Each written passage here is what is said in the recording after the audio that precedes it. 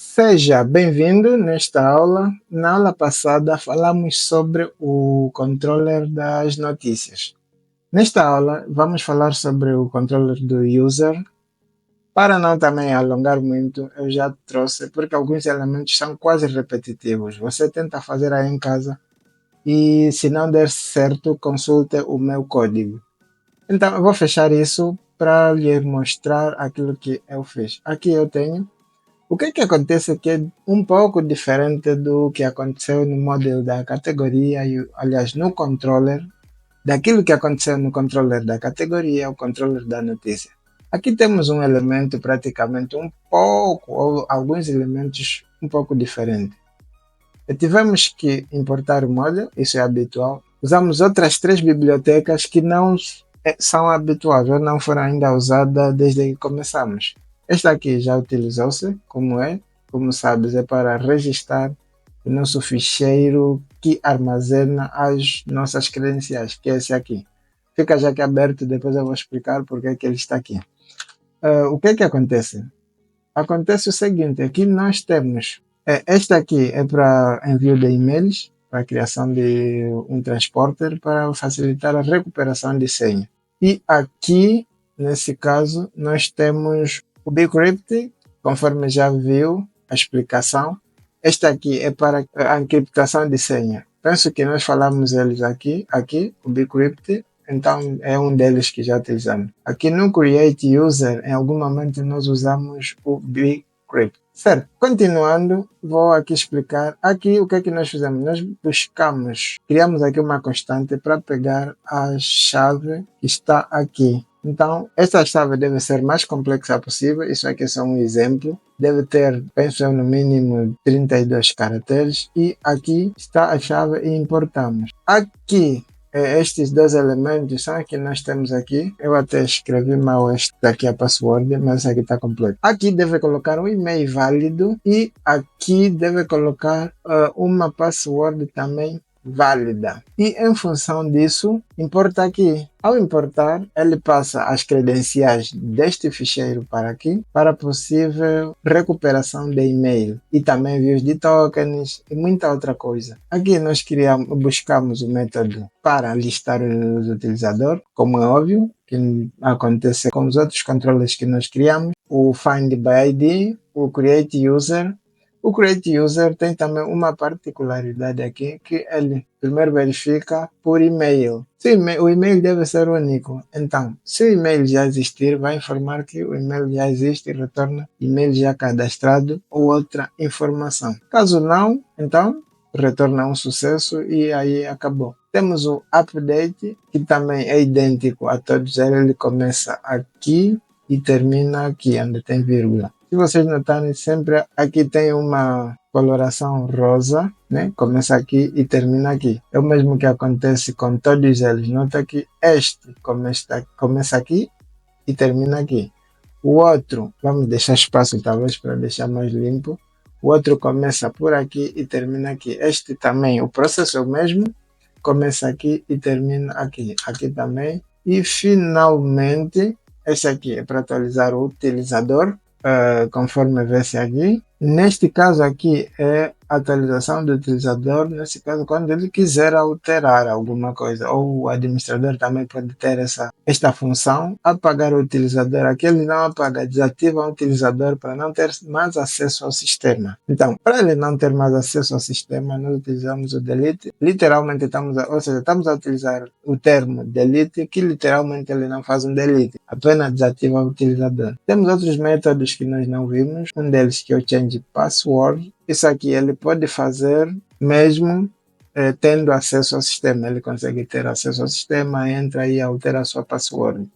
E temos o caso de reset password. Este método, no caso de esquecer a password, ele envia. Antes desse, primeiro ele chama esse método aqui. Ok, depois do change password, que pode ser feito depois que o usuário faz o login e outros elementos, temos ainda o caso do reset password. Este método é executado depois deste aqui. Então vou explicar primeiro esse, depois aquele. O que acontece? Este método começa aqui, foi, e termina termina aqui. É um método muito comprido, deixa aqui fechar esta janela para facilitar. Nota que se eu abrir aqui, exato, ele começa aqui e termina aqui. O que está acontecendo aqui? Este método é quando nós queremos solicitar redefinição da nossa senha. Aqui coloca-se um e-mail válido, nesse caso seria com o formulário, né? Aqui recebe um e-mail válido e nesse caso seria, por exemplo, nos sistemas, normalmente aqui vem o no replay. O e-mail que fica aqui é o no replay, né? E depois vem o e-mail da pessoa que está a solicitar a redefinição de senha. E recebe a senha com um token a dizer, clica neste link para redefinir a senha. Ao clicar no link, ele é encaminhado neste outro método que está antes. Este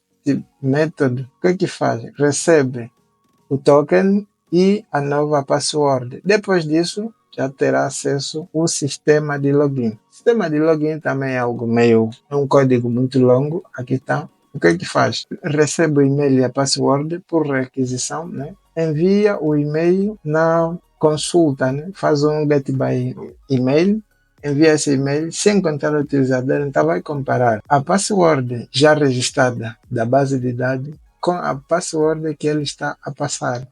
Então, ao retornar um utilizador aqui, ele traz várias informações do utilizador. E estas informações, uma delas é a password. Ele compara com a password que está vindo do banco de dados. Se bater certo, então, aliás, se isso não der certo, alguma delas for diferente, então ele retorna essa mensagem. Nota que aqui nós passamos genérico de que, ok, as credenciais são inválidas. Não dê muito palpite a quem for testando, porque se informarmos, por exemplo, e-mail errado, senha errada, ele vai saber, ok, já tem algum elemento, então falta um outro. Mas com esse mecanismo de credenciais inválidas, é muito difícil saber qual é o dado que não está certo, se é o e-mail ou a senha. Feito isso, recebe aqui, nesta variável token, armazena o token da credencial do utilizador, nesse caso, que vai expira em 1 hora. Né?